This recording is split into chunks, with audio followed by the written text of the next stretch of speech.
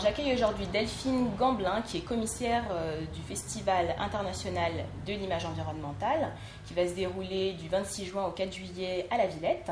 Donc Delphine, bonjour. Bonjour. Alors donc, parlez-moi un peu de ce festival, en quoi il consiste exactement?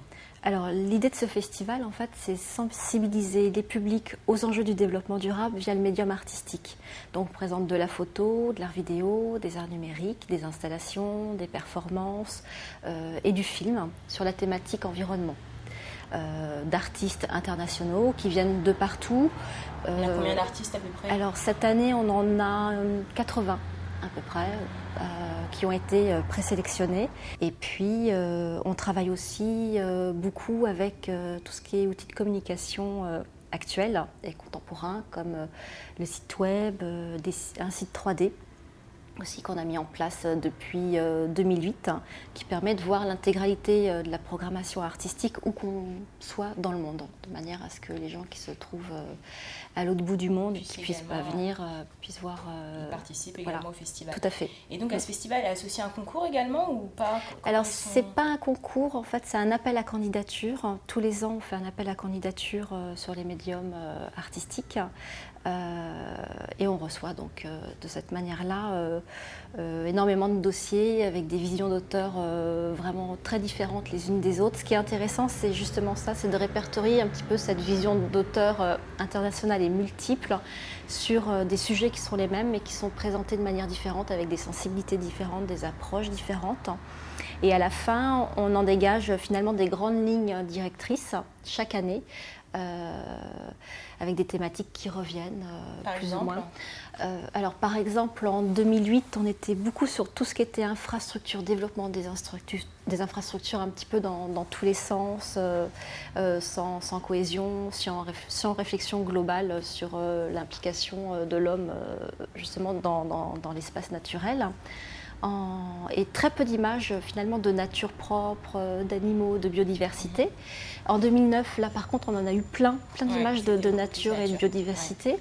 Et cette année, on va dire qu'on est beaucoup dans la forêt et l'arbre. Alors l'arbre, on est envahi par les arbres cette année. Comment vous arrivez justement? Alors on sélectionne en fonction de la démarche artistique, de l'approche artistique, du fond du sujet. Nous on présente une image plastique. Il faut que ça soit vraiment artistique. L'idée c'est pas de faire de la dénonciation type reportage, très brute, très crue.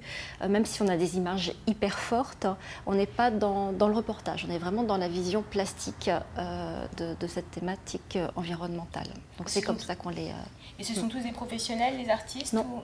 voilà. Non, y a des professionnels, des semi-professionnels. On peut aussi parler quelquefois d'amateurs dans le sens où ils ont un travail bien précis sur lequel ils sont hyper impliqués, ils travaillent depuis des années dessus, mais ils ne veulent pas en faire spécifiquement quelque chose de professionnel, justement. Est-ce que vous avez déjà vos chouchous?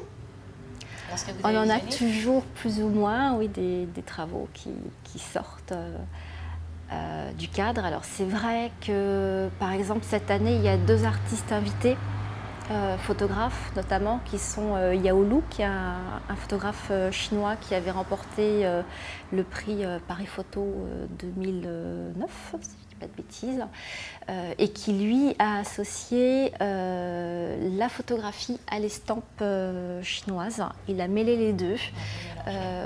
Avec son travail, j'ai appris justement des choses que je ne savais pas sur la Chine.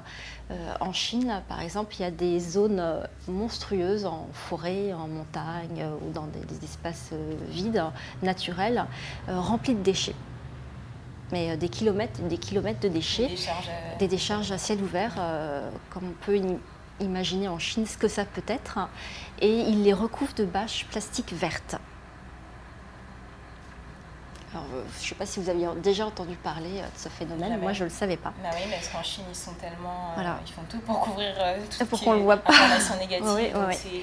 Il a réussi Et là il a réussi à faire ça en photographie, en travaillant sur l'estampe chinoise classique hyper traditionnelle, donc on ne sait plus si c'est une estampe ou si c'est une photographie. Et c'est très très beau, c'est vraiment magnifique, c'est un travail superbe.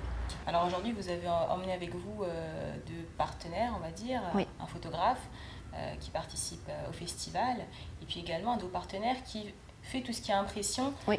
de photos des artistes. Oui. Donc. On a la chance de travailler avec l'agence de Fab, qui est une entreprise qui imprime sur des textiles communicants et des textiles notamment écologiques, avec des impressions dites écologiques, donc des encres aqueuses par sublimation, qui permettent en fait d'avoir d'une part des tirages profonds avec des densités de noir et de couleurs très profondes qui donnent justement un volume à l'image et une profondeur à l'image qu'on n'a pas forcément aussi éclatante sur un tirage photo, enfin, c'est mon impression. Ouais. On a travaillé ensemble l'année dernière, on était à Arles pendant le festival d'Arles l'année dernière avec 13 grands tirages qui faisaient 2 mètres carrés pour certains. Et c'était une première parce que je trouvais ça très intéressant de travailler sur des outils comme ça, dits écologiques pour la photographie. On a testé l'année dernière et les photographes étaient surpris, contents, ils ont été étonnés parce que c'est vraiment des nouvelles formes d'impression qui n'existent pas, notamment dans les cadres traditionnels, dans les galeries, dans les musées, on ne les voit pas encore, je pense qu'on va bientôt le voir. On a hâte de voir ça pour le c'est très très beau, on a fait les affiches aussi avec, c'est agréable, c'est des tissus, on peut le toucher, ça s'abîme pas comme un tirage photo, alors c'est vrai que ça n'a pas la même, bien que on pourrait le mettre aussi, ces tirages-là chez soi, parce que c'est vraiment très très beau, puis ça permet d'être imprimé en grand, c'est léger, c'est sensuel, on a envie de toucher, et on peut toucher en plus. C'est ça qui est intéressant, c'est qu'on peut toucher, contrairement à un tirage photo classique qu'on ne peut pas toucher. Et on aura donc justement une grande promenade photographique avec des tirages géants tendus entre les arbres, qui sera accessible au public, à tous les publics. Et on sera aussi dans l'hôtel Holiday Inn Express, qui est un des seuls hôtels HQE de la capitale, qui nous reçoit sur ses terrasses, sur ses jardins suspendus et à l'intérieur. Et là, on aura encore énormément de photos, de projections, etc. Et on a le film de Yann Arthus Bertrand qui sera diffusé dans la péniche Anaco, qui est juste en face. Donc vraiment, on occupe tout cet espace-là avec une conférence derrière de l'équipe réalisatrice. Et destinée aux enfants, aux jeunes enfants aussi. Et donc, je donne rendez-vous à tout le monde au Festival international de l'image environnementale, donc du 26 juin au 4 juillet. Et donc voilà, soyez présents, Gaia Network est partenaire, donc on espère que ça va marcher.